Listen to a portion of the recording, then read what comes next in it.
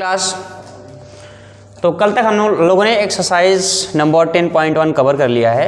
अभी यहाँ पे नया टॉपिक है, इसके बाद आगे चैप्टर को आगे बढ़ाते हैं। टॉपिक नया है, that is angle subtended bye a cord at a point, है ना। किसी पॉइंट पे अगर हम यहाँ पे देखेंगे कि एंगल मतलब एंगल सबटेंडेड बाय कॉर्ड क्या होता है, पहले हम उसको समझने की कोशिश करते हैं। देखो जैसे यहाँ पे हमने ले लिया, दैट इज ये हमारा सेंटर हो गया। हम एक कॉर्ड बना लेते हैं, दैट इज अ कॉर्ड, या फिर थोड़ा सा बड़ा कॉर्ड बनाते हैं। दिस इज द कॉर्ड, ठीक है। अब देखिए जैसे कि हमारा क्या हो गया, कॉर्ड हो गया, सबको पता है this is the chord A B, ठीक है ना। अब क्या करेगा ये कॉर्ड जो एंगल सबटेंड करेगा। एंगल सबटेंड करना कैसे होता है, जैसे मान लो हमने यहाँ पे पॉइंट कोई पॉइंट ले लिया, यहाँ पे सपोज करो पॉइंट पी ले लिया, यहाँ पे पॉइंट क्या ले लिया क्यू ले लिया, यहाँ पे पॉइंट क्या लिया R, this is S and this is T suppose, okay. अब मान लो ये कॉर्ड ए बी है, ये क्या है, दिस इज द कॉर्ड, ये कॉर्ड ए बी है। अब कॉर्ड ए बी जो है पॉइंट पी पे अगर एंगल सबटेंड करेगा तो कैसे एंगल सबटेंड करता है, देखो तो क्या करेंगे, पॉइंट ए को पी से मिला देंगे, पॉइंट ए को क्या करेंगे पी से मिला देंगे, और पॉइंट बी को भी क्या करेंगे पी से मिला देंगे। आई बात समझ की नहीं यहाँ पे। तो अगर देखेंगे ए बी पॉइंट पी पे एक एंगल बना रहा है कि नहीं, यहाँ पे देखो दिखाई दे रहा है ना यहाँ पे angle, this is angle A P B.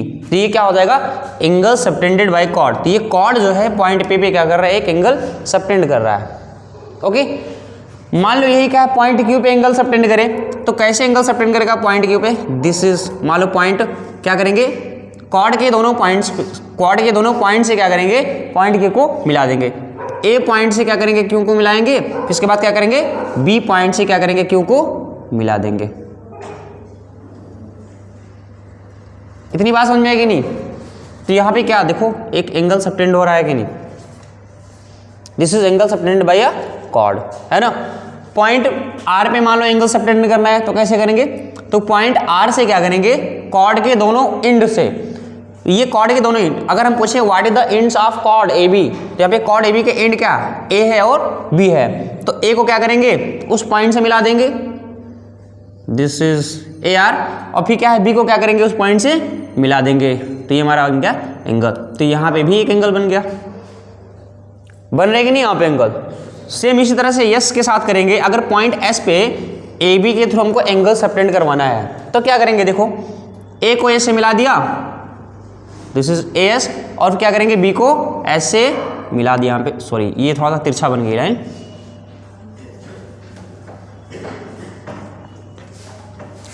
B को क्या करेंगे एस से मिला देंगे यहाँ पे, ठीक है। तो मान लो तो अगर देखेंगे यहाँ पे भी एक एंगल बन रहा है, और सपोज करो मान लीजिए एक पॉइंट टी यहाँ पे, तो क्या करेंगे पॉइंट टी को ए और बी से दोनों से अलग अलग मिला देंगे। तो ए से अगर टी को मिला दिया इस तरह हो जाएगा, और बी से अगर टी को मिला दिया तो क्या है इस तरह से हो जाएगा। तो यहाँ पे भी एक एंगल बनेगा इस तरह से। तो ये बताइए इस तरह से एक कॉर्ड किसी भी सर्कल पर कितने एंगल यहाँ पे सबटेंड कर सकता है।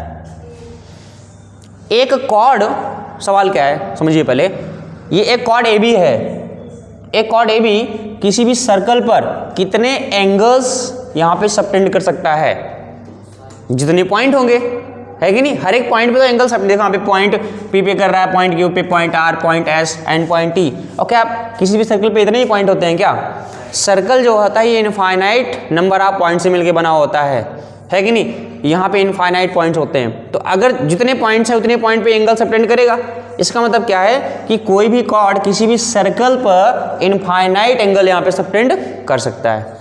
इतनी बात समझ में है कि नहीं। देखो यहाँ पे एक पॉइंट हमने मान लो ले लिया, फिर यहाँ ले लिया, फिर यहाँ ले लिया, फिर यहाँ बहुत सारे यहाँ पे पॉइंट्स हैं, है कि नहीं। इनफाइनाइट यहाँ पे पॉइंट्स हैं, तो इनफाइनाइट एंगल्स ये क्या करेगा सबटेंड करेगा। अब इतनी बात समझ में है कि नहीं कि कोई भी कॉर्ड किसी भी सर्कल पर एंगल कैसे सबटेंड करता है। सिंपल सी बात है, कॉर्ड के दोनों एंड को, कॉर्ड के दोनों क्या एक्सट्रीम पॉइंट को क्या करेंगे, कॉर्ड के दोनों एंड से क्या करेंगे इस पॉइंट को मिला देंगे, और जो दोनों लाइंस के बीच का एंगल बनेगा उसको क्या बोलेंगे, angle subtended bye a cord. इतनी सी बात समझ में आएगी नहीं। कोई भी कॉर्ड कैसे एंगल को सबटेंड करता है, मतलब सबटेंड मतलब एंगल बनाना है, यहाँ पे क्रिएट करना। Any doubt? समझ में आया कि नहीं? अब आगे चलते हैं यहाँ पे। तो ये हमारा हो गया टॉपिक। अब यहाँ पे देखते हैं कि मान लीजिए अगर दो कॉर्ड है, अभी तो यहाँ पे एक ही कॉर्ड क्या है, अलग अलग एंगल सबटेंड करा था ना। मान लीजिए दो कॉर्ड हैं तो कैसे एंगल सबटेंड करेंगे यहाँ पे, ठीक है ना, वो देखते हैं। तो आपका ये तो थ्योरम नंबर 10.1 है, वो इसी के बारे में बताता है। तो हम थ्योरम नंबर 10.1 देखते हैं। This is theorem number 10.1।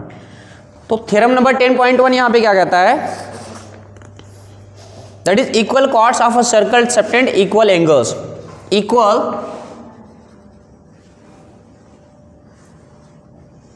chords of a circle subtend equal angles। और कहाँ पे सबटेंड कर रहे हैं, एट सेंटर, क्या बोलो, दैट इज एट सेंटर। तो अब इसको समझते हैं यहाँ पे, क्योंकि अभी ये कॉर्ड कैसे एंगल सबटेंड करता है ये इंपॉर्टेंट था, यहाँ पे जरूरी था।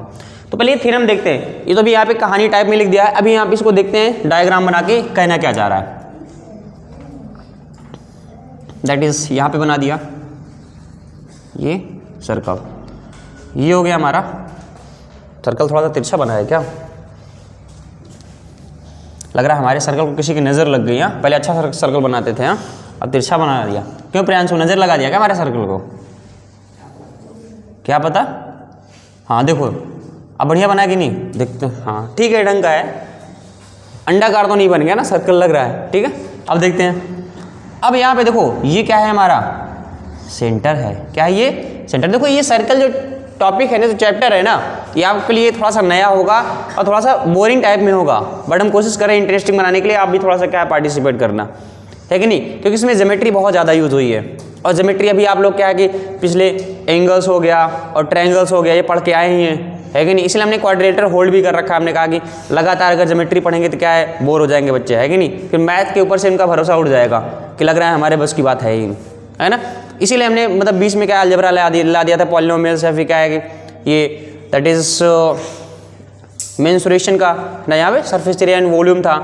तो अब यहाँ पे इसको कंटिन्यू करते हैं। सर्कल थोड़ा बहुत फिर से क्या है कि यहाँ पे हमको थोड़ा सा क्या है, जंप करना पड़ेगा ज्योमेट्री में, ठीक है ना। देखते हैं। अब इसे सेंटर हो गया है। अब क्या कर रहे हैं कि equal chords of a circle, मतलब दो कॉर्ड हैं जो कि इक्वल है कि नहीं। तो एक कॉर्ड मान लो हमने ले लिया ये ए बी, और दूसरा कॉर्ड मान लो यहाँ पे ले लिया हमने सी डी। दूसरा कॉर्ड क्या ले लिया, C D, this is C D, okay. अब ये दोनों कॉर्ड आपस में इक्वल है, क्या है, इक्वल है। गिवन क्या है, that is A B is equal to C D. अब क्या अगर जो इक्वल कॉर्ड है अभी एंगल सबटेंड कर रहे हैं किस पॉइंट पे, सेंटर पे। किस पे, सेंटर पे। तो यहाँ पे एंगल सबटेंड करवा देते हैं। तो क्या करेंगे, सेंटर से इसको मिला देंगे ना, बोलो। जैसे यहाँ पे देखो पॉइंट पी पे एंगल सबटेंड कर रहा था कॉर्ड ए बी, तो दोनों किनारों को क्या किया हमने, पॉइंट पी से मिला दिया।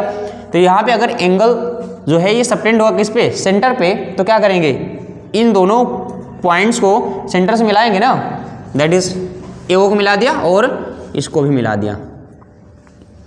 तो यहाँ पे एक एंगल बन रहा था कि नहीं, ये वाला एंगल दिखाई दिया कि नहीं, ठीक है। फिर इसके बाद क्या करेंगे, ये वाला कॉर्ड जो है ये एंगल सबटेंड करेगा इस पे, सेंटर पे। तो सेंटर पे एंगल सबटेंड कर दिया, तो ये दो एंगल है। थ्योरम क्या कह रहा है, बेसिकली थ्योरम यही क्या कह रहा है, थ्योरम ये कह रहा है कि if A B is equal to C D, मतलब अगर ये दोनों आपस में इक्वल है, दैट इज ये दोनों आपस में इक्वल है। ए बी की लेंथ अगर सी डी की लेंथ के बराबर है, मतलब कॉर्ड की लेंथ अगर दोनों बराबर है, तो क्या हो जाएगा, इनके द्वारा जो एंगल, इनके थ्रू जो एंगल सबटेंड किया जाएगा, अच्छा कहाँ पे सबटेंड किया जाएगा, सेंटर पे। ध्यान से समझिएगा, नहीं उल्टा पुल्टा लगा के चले जाओ। यहाँ पे इनके थ्रू जो एंगल्स सेंटर पे सबटेंड किया जाएगा वो क्या होंगे, दोनों के दोनों आपस में बराबर होंगे। दैट इज देन अगर ये ए बी बराबर सी डी है, देन दोनों एंगल आपस में इक्वल होंगे। तो angle A O B, then angle A O B क्या होंगे, एंगल सी ओ डी के बराबर होंगे। बस यही कहना चाहते हैं इस थ्योरम के थ्रू। क्या इतनी सी बात समझ में आएगी नहीं, ओके। अब एक काम करते हैं, थोड़ा सा हम लोगों ने ज्योमेट्री पढ़ रखा है तो उसका सबने क्या है कॉन्ग्रुएंसी पढ़ रखा है, कॉन्ग्रुएंट ट्रायंगल्स क्या होते हैं, है कि नहीं। तो कॉन्ग्रुएंसी के कितने क्राइटेरिया होते हैं एक बार क्या है जल्दी से डिस्कस कर लेते हैं, क्योंकि उसका भी हम यूज़ करने वाले हैं, है ना। तो कॉन्ग्रुएंसी कितने टाइप की होती है, एक तो होता है SAS और दूसरा कौन होता है, बताओ काउंट करो, ASA, AAS, डबल AS ना। देखो तीन तो एंगल के रिगार्डिंग हो गया, SAS, ASA, डबल AS, इसके बाद था ट्रिपल S और उसके बाद क्या RHS, है कि नहीं। इन पांचों क्राइटेरिया, 5 क्राइटेरिया हमने पढ़े थे, क्या है किसके, that is congruency of a triangle. किसी भी ट्रायंगल को कॉन्ग्रुएंट प्रूव करना है तो 5 क्राइटेरिया होते हैं बेसिकली, है कि नहीं। इसमें मतलब ज़्यादा जो यूज होता है वो या तो ट्रिपल S यूज होता है, या तो SAS यूज होता है, या तो RHS, 3 ज़्यादा यूज होते हैं। उसमें भी क्या है मोस्टली ज़्यादा यूज होते हैं ट्रिपल S और SAS, है कि नहीं। तो हमको यहाँ पे देखो अब ये है, हमको ये प्रूव करना है कि अगर ये AB की लेंथ अगर CD की लेंथ के बराबर है तो हमको प्रूव करना है दैट इज ये एंगल आपस में इक्वल होंगे। कैसे प्रूव करते हैं देखते हैं जल्दी से, प्रूफ है यहाँ पे देखते हैं, है ना। देखो जब तक मैथ्स में क्या है चीज़ों को प्रूव नहीं करते तब तक मज़ा नहीं आता, वो फील नहीं आता, है कि नहीं। फिर ये ज्योमेट्री हमारे पढ़ने का फायदा है क्या है, उसको ज्योमेट्री को यूज़ भी तो करना चाहिए ना कहीं ना कहीं। देखिए जल्दी से, आवाज़ नहीं आ रही है क्या।